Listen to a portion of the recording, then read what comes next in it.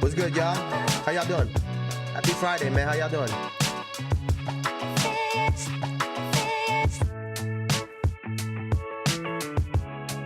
Oh, man. What's good, y'all? What's good? What's good? What's good? Knicks getting the players and did not want CP. LOL. Raptors legend won't be forgotten. Absolutely. How y'all doing, man? How y'all doing? How y'all doing? How's everybody doing, man? How's everybody doing? I'm gonna just off rip. I'm gonna just tell you guys up front. We probably not gonna have a very long live today. Listen, man, your boy been sick. Your boy been sick as fuck, man. I don't know what I got right now, but your boy been sick as fuck. So if I start coughing a lot, if I'm blowing my nose a lot, just so y'all are aware. But yeah, I've been really fucking sick lately. But let's get into it, man. I hope y'all like this more chilled, laid back atmosphere. If y'all didn't get a chance to do so already, go check out the video I dropped on Tuesday. If you didn't get a chance to check that out, I think it was a great topic of conversation. I was sick too, honestly, bro. I was sick last Friday also, and and so like I was like, all right, let me just kick back, and then I'm even worse today. So I don't know what's going on. My instructor is sick now, Jason. They trying to take the real ones out. Hey, man, they can't hold us down for sure. They can't hold us down. They could try. Although I will say, I so badly I want to just curl up into bed.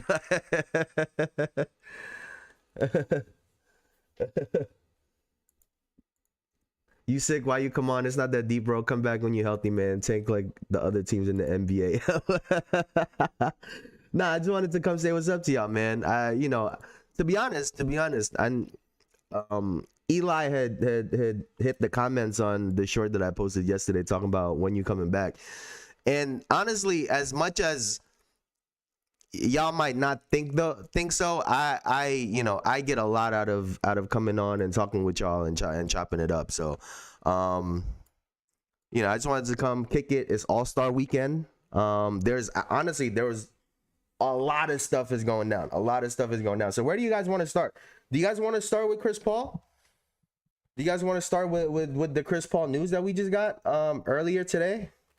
We pull up the tweet. Well, actually, I think it was on his Instagram, but Shams is doing his thing, obviously.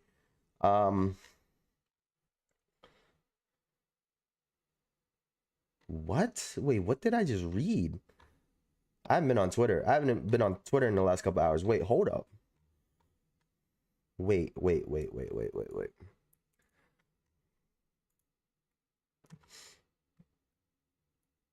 You'll be more entertaining than All-Star Weekend. I appreciate that. I appreciate that. Wait, this is crazy. I just got back on Twitter right now. Free agent Malik Beasley has signed a deal to play in Puerto Rico for Grammy Award-winning artist Bad Bunny's team, Sanctuary's Crabbers. Both parties tell ESPN the team season begins in March. Beasley has been under NBA and FBI investigation for gambling allegations. He's going to play in Puerto Rico. Like, how bad does it have to be? How bad does it have to be that, we talking about Chris Paul. You just said that comment, right? Right, Bruce? No teams wanted Chris Paul.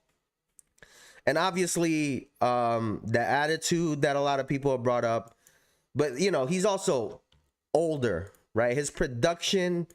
I thought he was still pretty productive last season, but it's obviously not the Chris Paul that we have known for most of his career. But Malik Beasley just shot 40% from three last year. He was just second in 3-point makes. You would think that there would be some interest in Malik Beasley. And now he's going to Bad Bunny's team in Puerto Rico. I'm shocked. I am very shocked. This gives Beasley the opportunity to play for Bad Bunny's team in Puerto Rico and showcase ahead of 2026 free agency as he awaits a ruling on his NBA investigation.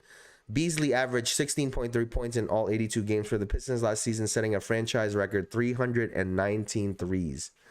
So what I'm getting from this is that investigation is not finished, right? They have not concluded that investigation, which is probably why the only thing he can do is play overseas. We can, in my opinion, not much to say about Chris. He always in trouble. What's good, gang? What I missed? Nothing. Just the fact that Malik Beasley is gonna play for Bad Bunny's Puerto Rican basketball team. That wasn't the news I was expecting. That's talk about breaking news. Again, I think the fact that he hasn't got a opportunity in the NBA, I think it says a lot. If I'm being honest, I think it says a lot. On one hand, like we just said, the investigation is not concluded, right? It's not concluded, that investigation, but also there has to be a reason, right? Whether it's these teams know what's up. I'm sure teams have asked. I'm sure teams have, inquired. But the fact that there's no interest for him in the NBA, I think speaks a lot of volumes to the investigation at hand and maybe the potential, the problem that you'd be taking on if you were to sign him. So, hey, I think a lot of us tried to play it off, but I think it's a lot deeper than what it is. So, hey, man, good luck to bro. Good luck to bro. Hopefully he figures all that shit out and squares it off. Because he could literally, and that's crazy, right? He had probably his best season last year, and he fucked it off, and now is GG's. Eli got a profile pic. Should I get a profile pic? Yes, sirski. Yes, sirski. But yeah, that's crazy news. Honestly, let's just keep going through here. The NBA also fined the Utah Jazz $500,000 and the Indiana Pacers $100,000 related to the management of their rosters for recent games. On February 7th and 9th, the Jazz removed Lauri Markkanen and Jaren Jackson Jr. before the beginning of the fourth quarter and did not return them to the game. The Pacers were fined for violating the player participation policy for holding out Pascal Siakam and two other starters February 3rd. So, kind of going back to what Bruce just said right there, there's a lot of tanking going on in the NBA. This is one of the most highly anticipated drafts that we've had in a very, very long time. And clearly, a team like the Utah Jazz that just made a trade for Jaren Jackson Jr., you got to think. You got Keontae George, Lauri Markkanen, Jaren Jackson Jr. They got Walker Kessler still, right? Ace Bailey's in there. Isaiah Collier. They have a lot of talent. And so to think that they are still tanking to try to get better draft picks it's crazy to me. They don't need to find that's ridiculous. Wait, hold on. Why would you say that, Elijah? There's people that paid hard-earned money. Let's be real. If you're watching the Utah Jazz play, it's probably because it's one of the cheaper tickets to be able to even go to a game, right? And even if you're not totally hip to the Utah Jazz, we just named some really good players that they have. And you got to think, those guys who could perform in the fourth quarter and really make your money's worth, if they're pulling them intentionally, that's an issue. And I think that it's important for the NBA to get ahead of this, to get ahead of this. And honestly, they've let it go for a long time already, and it seems like they're, backtracking something that's been going on for a while. But realistically, you have to punish these teams. And I don't care who it is. You have to punish these teams. you know, the whole idea is to play hard and to be a part of that. And if you have teams that are sacrificing the integrity of the game, right? You're putting the integrity of the game into question, right? If the Utah Jazz lose, but they're not playing their best players, there's an asterisk on that game. And, you know, if you're the NBA, you don't want that, right? The last thing that you want is for people who to question and think that these games are rigged when people are already questioning that, right? So I get it. And I'm pretty sure they won the game that earned them the fine. Yeah, because what's his name? Homeboy went crazy in the fourth. They split those games. It was they were 1-1 in those games. I'm blanking on his name, but Homeboy was going fucking nuclear for them. And you know, he didn't get the memo that they were trying to lose. They didn't get the memo. Lowered their chances for a pick. I saw somewhere that they're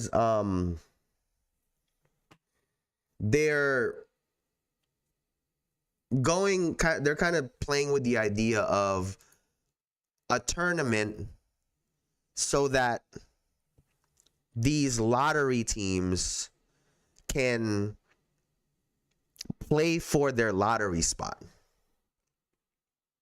right? Which doesn't make sense to me, right? We want to watch good basketball. Having a tournament with the 14, 15, 16, like with the 15, 14, 13, 12 team in the rankings, like you have the worst of the worst teams. And that's not good basketball, right? That's not good basketball. People aren't going to want to watch shitters like that. Like that's you know, that's really what they're trying to make happen. And yeah, I'm very confused as to why they're trying to do that, because again, you want to put out more games. Ideally, you'd want to put out more competitive and high level basketball games. You don't want to put out shit games. That's why I hate the play-in games. Because if you're the 10th seed, that means you're not very fucking good. I know people want to complain and say, you know, they don't deserve it because they're 10th, but it's also bad basketball, right? You're adding games for people to play bad basketball. And I just think that's not ideal.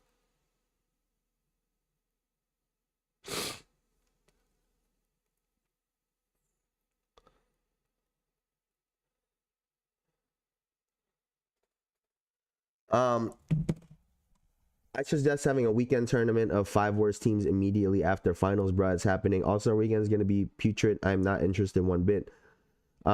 Knicks have to win the championship to save the NBA. I'm not even joking. I'm glad you could see the vision, bro. I'm glad, Bruce. I'm glad. I love it. It stops teams from being just bad, and Hornets and Spurs and Pistons wouldn't have been there in recent years. It's going to be much better than what you think. And we see how hard players go when there is something on the line. I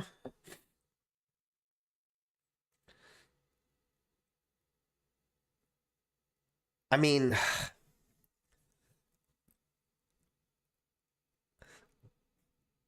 I got a question, because a lot of people are, sorry, hold on.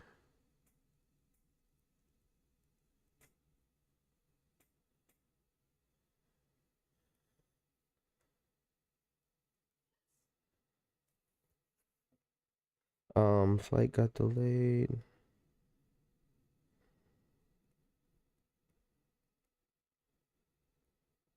All right. All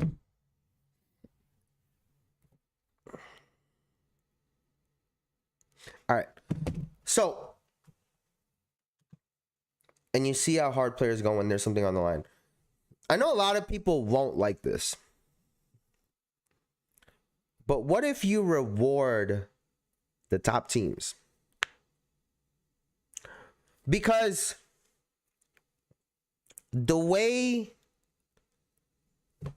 the contracts are set up in the NBA, you actually get penalized for drafting well, right? Because the way, you know, the way the money works, you know, when you're with a team longer and you start getting accolades, you start unlocking more of the salary cap. And so these teams aren't going to be able to keep their players regardless, right? So OKC is going to have this issue in a couple years. And honestly, they're probably extremely happy that Jalen Williams is not an all-star and he's not going to be an all-NBA player this year, because that bumps his salary down. He was projected to make, I think, anywhere from like 240 to 275. And I think, you know, he can't make that 275 now. Jay, the NBA got franchises in the mud. The league needs talent to spread out and needs those irrelevant franchises to get better. They don't draft good anyway. Like, outside of obvious players, these teams suck for a reason, right? I've said this before. These NBA teams, their players aren't good. Coaching isn't good. Management isn't good. Scouting isn't good. Their ability to draft isn't good. So, realistically, what is incentivizing them to put a better organization together? Right? And maybe it doesn't necessarily go, you know, the draft doesn't necessarily go to the team that wins the championship. But what if those 16 teams were in the lottery instead? The top 16 teams. Instead of the shitters.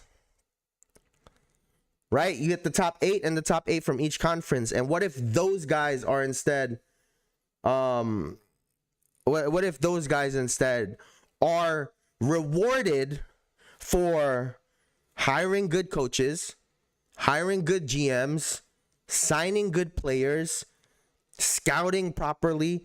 Like what if they get rewarded for being a better all-around organization, as opposed to these teams?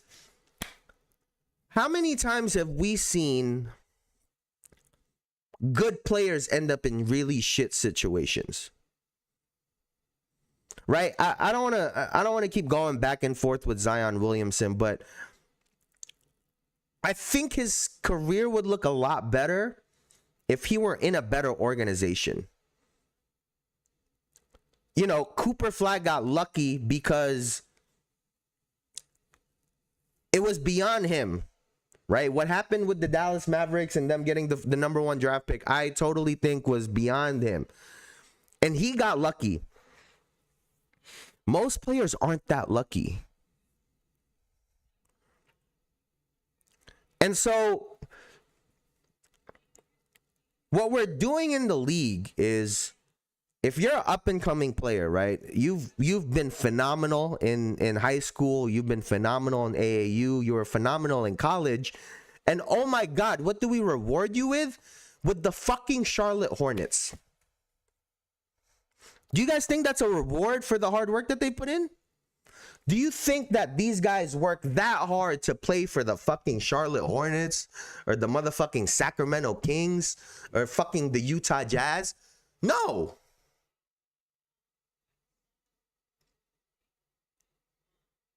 So, I really wonder if we could flip this and maybe, you know, maybe those teams in, you know, 1, 2, 3 seed, maybe they don't get as much, you know, they don't get as many lottery balls so that they can get the number 1 pick. But shit, I think at some point we got to flip this and start rewarding people for actually being good, including the players that are coming in. Because again, like we've seen this before, right? Teams could end up in a really horrible situation and can never, sometimes they don't recover from it in their career. Now Zion sucks because he's Zion. You see what BI doing in Toronto, Josh Hart Knicks, Drew on Celtics. Kon been going stupid. But let's see how he plays next year. right? Let's see how he plays next year on a team that they don't game plan well. They don't do any of that stuff well. I think it's gonna hurt him, moving forward, as opposed to a Cooper Flagg. Their numbers are very similar, right, in terms of scoring. I think Kon is at like a little bit over 1,000 points. I think Cooper Flagg's at 999. But who's gotten better experience? Because he has a Jason Kidd behind him that said, okay, we're going to turn you into a point guard. We're going to put you in a spot where you can not only be successful, but you can grow your game. And as good as Kon has been, I don't know how they're going to develop him in Charlotte, right? Miles Bridges has been the same player. LaMelo Ball's been the same player. What are the odds that Kon is going to all of a sudden become this new player that we've never seen before? Again, I don't know if this is exactly the right way to go about it, but I do think they gotta switch it. I think they gotta switch it for real. I think they gotta switch it.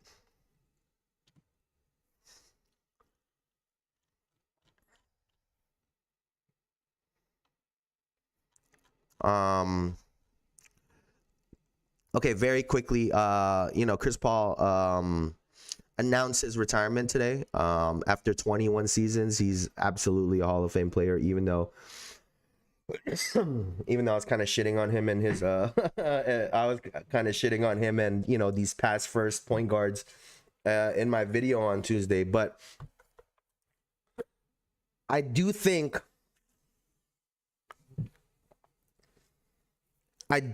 Chris Paul was not just a great player, but if you're a team that, you're unable to get like a Kobe Bryant or a LeBron or these dominant offensive scoring players, getting a Chris Paul lifts your team, right? It for sure lifts your team. And Chris Paul is someone who has absolutely put his teammates in very good spots to score and be effective. But I'm also of the opinion that when you have to constantly do that for your teammates, I question how good your teammates are.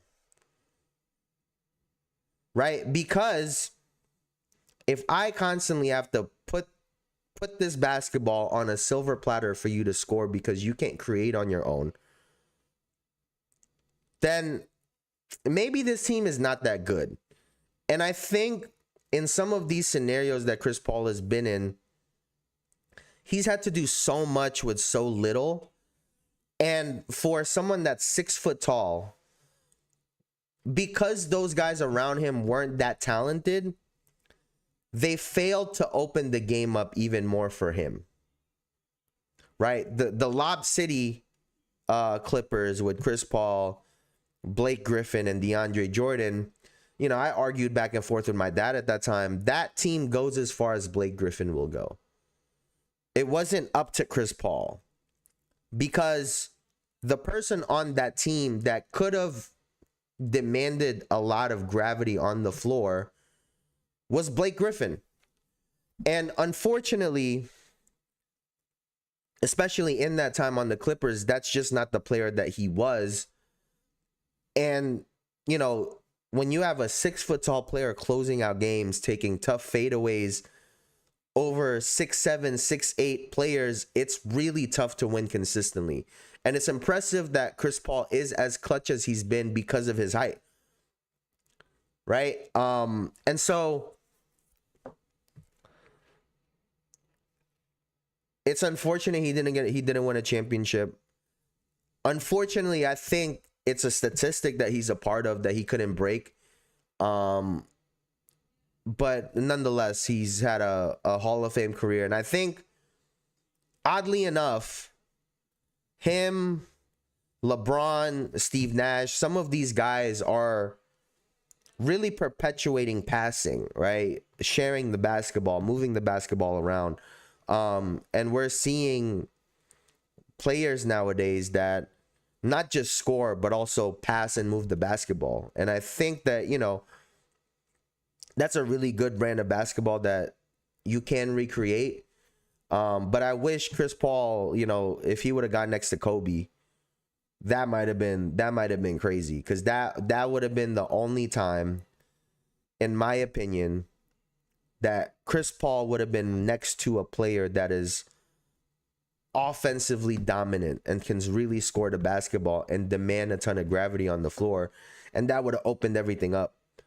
But you know, they denied that trade, and here we are. Now he's sitting here with no championships, unfortunately. But Hall of Fame career, he was cold as fuck. He was cold as fuck. And if, you know, if you're a point guard, even if you're watching a Chris Paul, Chris Paul was most effective when he was aggressive, right? I think that's something that's very consistent when it comes to these point guards. If you're not looking to score the basketball, you're not going to be able to open up the floor for your teammates. So I think that's something that's obviously changed a lot. And, you know, it's one of those things where I wonder if Chris Paul were more offensively minded, if he was trying to get 25 a game, if he's if his career would have been a little bit different. What do you mean by what? What do I mean by what?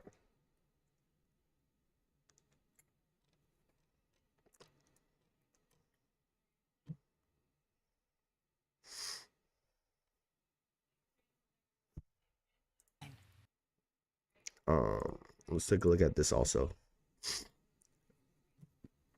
What do I mean by what, Elijah? What the fuck is this profile photo that you just put on?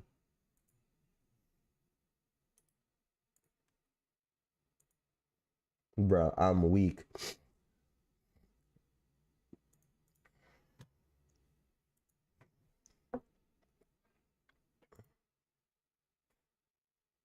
Yeah, I don't. What? No, I was saying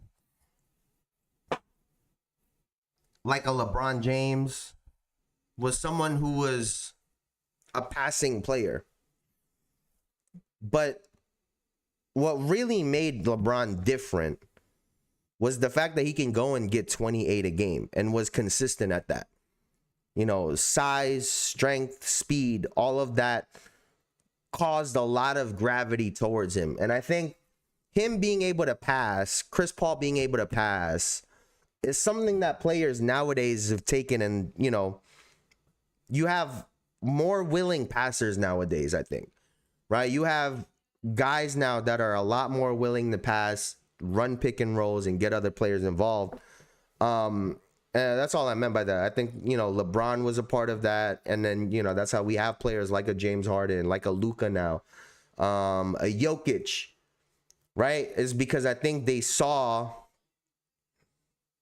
someone's ability to pass was really good, but then there was also examples when these guys would really score. Chris Paul was super clutch in you know, down the stretch. And again, you know, in those game winners that Chris Paul had, what was he doing? He was scoring the basketball. He wasn't passing the basketball. But yeah, I just feel like Chris Paul was a part of that trend of, you know, making passing a lot more prevalent in the NBA nowadays. Let's take a look at this as well, too. So, Shams, we hear that Tatum just says this is the next step, but what does practicing with the G League team mean for his return to play timeline? Look, it means that Jayson Tatum participated fully in his first 5-on-5 scrimmage with Celtics rostered players, two-way players, G League players, not just coaches. So he participated fully in that 5-on-5 scrimmage on Monday.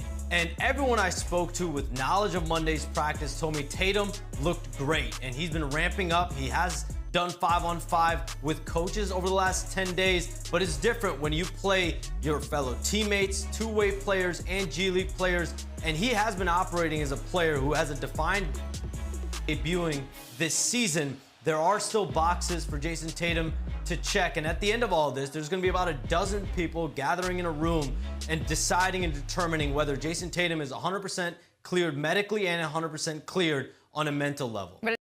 So, Shams, So this is a really big topic. Do you guys think that Jayson Tatum should come back? And the Boston Celtics are currently second in the Eastern Conference at 35-19.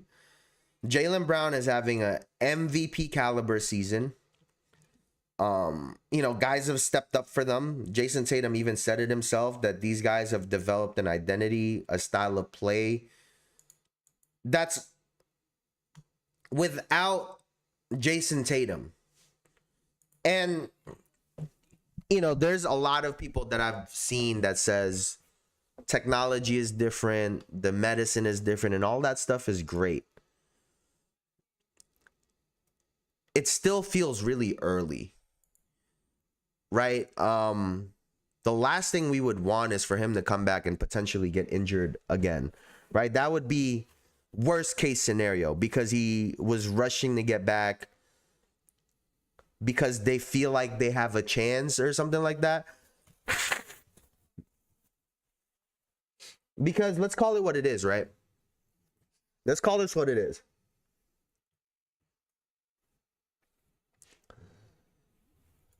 If the Boston Celtics weren't second in the East, and let's say they were where we thought they would be, they were like 8, 9, 10, 11, or whatever, right? Not having a great year. Maybe Jaylen Brown is still dominating offensively, but they're, as a team, not winning a ton of games. Jayson Tatum probably wouldn't consider coming back, right? So the real reason for this is because they feel like they have a chance at the championship. And they believe, Jayson Tatum, I'm sure 100% believes that he could be a key contributor on the championship team. And even though I think that they absolutely can put this together and Tatum and Brown can coexist because they've done it before, it still throws everything out of whack. And so if you are the Boston Celtics, do you take that chance and potentially ruin this season that you guys are having, to give Jayson Tatum a chance? And the other part in this is if Boston makes a really deep playoff run without Jayson Tatum, how will the Boston Celtics and the rest of the league look at Jaylen Brown moving forward?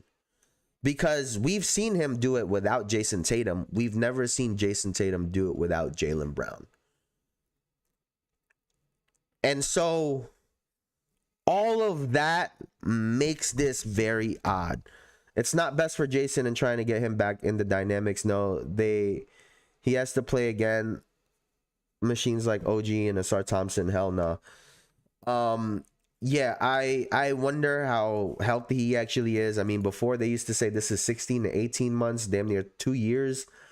This injury used to take, and it's been like 10 months or something like that. Something crazy. That's half a year faster than when people typically come back from an injury like this. So, taking all of that into consideration, I wonder how Jaylen Brown feels. I wonder how the team feels, right? Because it's one of those things where if you're his teammate, you can't say you don't want Jayson Tatum. But you could feel that he could kind of ruin what you guys got going on, because let's call it what it is. Jayson Tatum is an offensive hub. He's a ball dominant player. He's a point forward. He's developed into a point forward. And so he needs the basketball in his hands, right? He's going to run pick and rolls. Their offense is totally, totally different without him. And I even said it last week, I think, or the week before that. I like their offense with Jaylen Brown. I don't know if I like it better, but I absolutely like it because Jaylen Brown is getting off the ball quicker. He's, the ball's moving a lot more. Guys are getting touches. Guys are able to create. And that type of offense it's been good for the Boston Celtics. And I think Jayson Tatum, being the player that he is, you know, kind of throws all of that off. So it's really a big thing to consider if you're Boston. You know, Jayson Tatum is a great player. He's a extremely productive player. If you could get a 100% Jayson Tatum, you know, even if they have, you know, this rough patch in the playoffs, he could be useful, right? He could be useful because he is a really good basketball player. And it's not like he's never played with them before, right? I get that they built this identity, but they've played with Jayson Tatum for years. And so I feel like he shouldn't come back. If I'm being 100% honest, I feel like he shouldn't come back because I think you need a training camp to try to figure out how to mesh Jayson Tatum and Jaylen Brown's new game together. Even though I don't think it'll be that hard because, like I said, Jaylen Brown gets off the basketball very easily. But it's tough, man. It's tough. It's tough. I would hate to be the player in that locker room because you're sitting there like, man, I hope he don't come back. But you can't say that. But you realistically can't say that at all.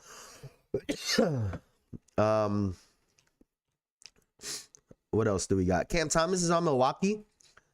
He had 34 the other night. Good shit for him. We'll see how that goes moving forward, but hopefully he's got a new home in Milwaukee. That's got to be a blow, right? That has to be a real blow to your ego. And you know, if you are Cam Thomas, hopefully you adjust and do things a little bit differently. I know he was there's a video of Doc going to him like, what you do? And he was like, I get buckets, which is great. But I think you got to grow as a player, whether that's being a more efficient scorer, whether that's getting off the ball more, being a better shooter, whatever the case might be. I just don't think he's necessarily done that. I mean, he could play one-on-one and do that all day long. There's one-on-one tournaments on YouTube he could join if he wants to just do that. But to be an effective basketball player, especially next to a Giannis, at least for the rest of the season, I think he's going to have to adjust. And right now, we haven't seen that as of yet. What else do we got over here?